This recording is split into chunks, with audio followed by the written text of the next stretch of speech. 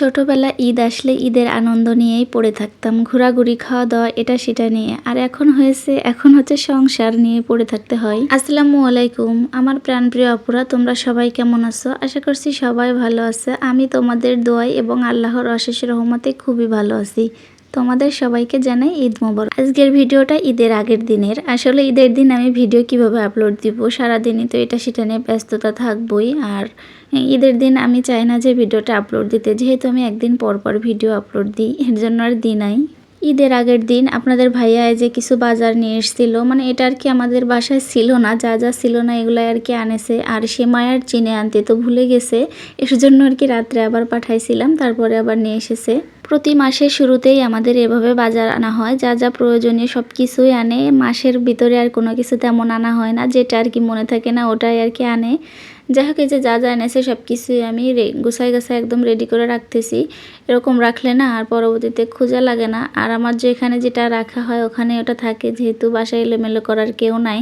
Noodles আনার সাথে সাথেই আমার মেয়েকে এক প্যাকেটে যে রান্না করে দেওয়া হয়ে গেছে, তারপরে আর কি ভিডিওটা আমি করেছিলাম। যাই হোক আপুরা, তোমাদের ঈদ কেমন কাটতেছে একটু কমেন্টে জানায়ও। যেহেতু এই ভিডিওটা আমি ঈদের দিন আপলোড দিব দুপুর টাইমে, তো অর্ধেক ঈদ তো তখন হয়েই যাবে। কার কেমন কাটতেছে। আর অবশ্যই যারা আজকে মানে কুরবানি ঈদে যারা গরু কুরবানি দিচ্ছে, তাদের তো কথা আমি বলবো না, তাদের অনেক কষ্ট হবে আমি জানি। প্রতি বছরই বাড়িতে থাকা হয় কুরবানি ঈদে, কুরবানিও দেয় বাড়িতে, কিন্তু এবছর যাওয়া হয় নাই, এর জন্য আর কি কোনো কষ্ট হবে না আমার। যাই হোক, ওদিকে সব কিছু গোছায় গেছে, এদিকে চলে এসেছি একটা 3 পিস কাটার জন্য। জানি না এই 3 পিসটা ঈদের দিন পরতে পারবো কিনা, এখনো পর্যন্ত সেলাই ধরি নাই। ঈদের আগের দিন এই ভিডিওটা আর কি করেছিলাম, তো জানি না কি করব। সবাই তো ঈদের জামা পরবে, আমি তো পরতে পারবো না মনে হয়। এর উপরে আবার সুতা নাই।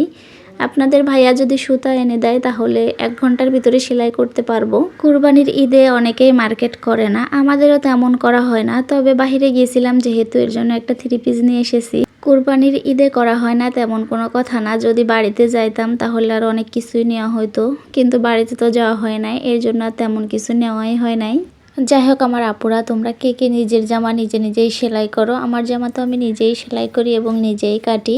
আর আমি না কখনো এই দর্জির কাজ কারোর কাছ থেকে শিখি নাই, ইউটিউব দেখে শিখেছি। তো ইউটিউব দেখে এরকম শিখে শিখে কে কে কাজ করো আপুরা একটু জানাও তো। এই ঈদে কে কে বাড়িতে গিয়েছো অবশ্যই জানাও। আমরা তো এবার ঈদে আর যেতে পারি নাই, রোজার ঈদে গিয়েছিলাম, তখন ছুটি পেয়েছিল আপনাদের ভাইয়া, তখন যাওয়া হয়েছিল, কিন্তু এবার আর যাওয়া হয়নি। এর জন্য আমার মেয়ের মনটা খুবই খারাপ। ও বলতেছে, আম্মু আমার কেউ নাই এখানে, আমার ভালো লাগতেছে না, চলো আমরা বাড়িতে চলে যাই। আর এদিকে মুরগির দাম নাকি বাজারে কম, এর জন্য আপনাদের ভাইয়া মুরগি এনেছে। কিন্তু প্রতি মাসের শুরুতেই আমাদের আনা হয়, দাম কম হোক আর বেশি হোক।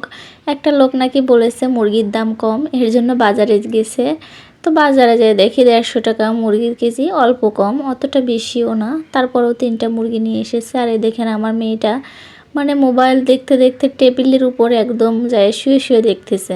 তা আমি বললাম, আম্মু তুমি এখানে কেন? বল আমার এখানেই ভালো লাগতেছে, আমি খাটে যাই শুবো না, আমি এখন থেকে এখানে ঘুমাবো রাত্রেবেলা। যাই হোক, অফ ক্যামেরায় সব মুরগি কেটে আমি ফ্রিজে রেখে দিয়েছি, আর অল্প একটু এখন রান্না করব। রান্না করতে এসে দেখি ভাজা জিরের গুঁড়া শেষ, এর জন্য কয়েকটা জিরা আর কয়েকটা গরম মশলা দিয়ে একটু ভেজে নিচ্ছি, পাটায় আর কি গুঁড়ো করে নিব, তারপর আর কি রান্না করব। আসলে ভাজা জিরের গুঁড়াটা দিলে না তরকারির উপর, বিশেষ করে মাংসের তরকারির উপরে দিলে আমার কাছে বেশি ভালো লাগে, অনেকে আবার না পছন্দও করতে পারে। যাই হোক, ভাজা তো জিরা হয়ে গেছে, আর এখন একটু মুরগির মাংস ওই যে আগেই ভেজে নিচ্ছি তেলের উপর দিয়ে। কে কে ব্রয়লার মুরগি এরকম ভেজে রান্না করো? আমি তো মাঝে মাঝে এরকম ভেজে রান্না করি, আবার মাঝে মাঝে একবার কষাই দিয়ে রান্না করি। তো আজকে আমি যে একটু ভেজে নিলাম আগেই, এরপরে সব মশলাপাতি দিয়ে দিলাম। আসলে আমি মাঝে মাঝে এমনটাও করি যে মশলাটা আগে কষিয়ে নিই, তারপরে আর কি মাংসগুলা দিই, কিন্তু আজকে একটু অন্যভাবে দিয়েছি। তবে খেতে না আজকে মাংসটা অনেক মজা হয়েছিল। এত সময় ধরে যে সকল আপুরা আমার ভিডিওটি দেখতেছো তোমাদেরকে অসংখ্য ধন্যবাদ। আর যারা আজকে নতুন ভিডিওটি দেখতেছো তারা অবশ্যই ভিডিও শেষে একটা কমেন্ট করবা, লাইক দিবা এবং চ্যানেলটিকে অবশ্যই সাবস্ক্রাইব করে পাশে থাকবে। আর আমিও না, তোমরা যে ভিডিওতে কমেন্ট করো না, এই কমেন্ট ধরে কিন্তু তোমাদের আমি বাড়িতে ঘুরতে যাই এবং তোমাদের ভিডিও দেখে আমি কমেন্ট করি, এর জন্য বলতেছি সুন্দর একটা কমেন্ট করবা। যাই হোক, এদিকে আমি অফ ক্যামেরায় জিরাগুলোও পাটায় গুঁড়ো করে নিয়েছি। এখন আমি একটা বয়ামে রেখে দিচ্ছি, যখন যতটুকু লাগে তখন ততটুকু ব্যবহার করব। এরকম বয়ামে রেখে দিলে না ঘ্রাণও থাকে ভালো, আর অনেক দিনও যায়। এখন মাংসটায় যে রান্না শেষ, একটু গুঁড়ো দিয়ে দিলাম, ভাজা জিরের গুঁড়ো আর কি। যাই হোক, মাংসটা আমার রান্না হয়ে গেছে। এখন এই যে নামিয়ে নিয়েছি। মাংসের কালারটা না সুন্দর হয়েছিল, আর খেতেও অনেক মজা হয়েছিল। আপনাদের ভাইয়ার তো আজকে অনেক মজা হয়েছে নাকি খেতে, এটা আর কি এসে আমাকে বলতেছিল। ও আজকে বাসায় খেয়েছিল। আর এদিকে রান্না বান্না শেষ করে বিকালের দিকে এই যে আমি চলে এসেছি। এই রুমে চাদরটা ধুয়ে দিয়েছি, ও রুমেরটা কালকে ধুয়ে দিয়েছিলাম, ওটা শুকায় গেছে, আরেকটা বিছিয়ে নিয়েছি। এই রুমে নতুন চাদর বিছাবো, কালকে যেহেতু ঈদ, আজকেই সবকিছু গুছিয়ে রাখতেছি, কালকের জন্য আর অপেক্ষা করতেছি না। আমার মেয়ের এই পুতুলটাকে নিয়ে আর পারি না, যেখানে যাব তখনই সামনে পড়বে, হাতে পায়ের তলে থাকবে, মাঝে মাঝে মন চায় এটা ফেলে দিই, মানে অনেক বড়, যা বলার বাহিরে। আর যাই হোক, এদিকে আমার বিছানাটা গুছানো হয়ে গেছে। আসলে দেখেন, চাদরটা ফেলানোর পরে বিছানায় অনেক সুন্দর লাগতেছে। একটা বিছানায় পারে ঘরের সৌন্দর্য তুলে ধরতে। আমার মেয়ে বলতেছিল, আম্মু তুমি বিছানায় চাদর বিছাচ্ছ কেন? এখন না বিছালেই তো হয়, আমি ভালোভাবে খেলতে পারি সব খেলনা নিয়ে। আমি বলছি, তোমার খেলা লাগবে না মামনি, তুমি বাহিরে যে খেলা করো বেলকুনিতে। যাই হোক, এই রুমেও এসেছি যে একটা চাদর বিছিয়ে নিব, কালকে যেহেতু ঈদ। আর ঈদের আগের দিনের এটাই ছিল আমার ভিডিও। তো কেমন লাগলো অবশ্যই জানাবেন। সবাই ভালো থাকবেন। আল্লাহ হাফেজ, ঈদ মোবারক।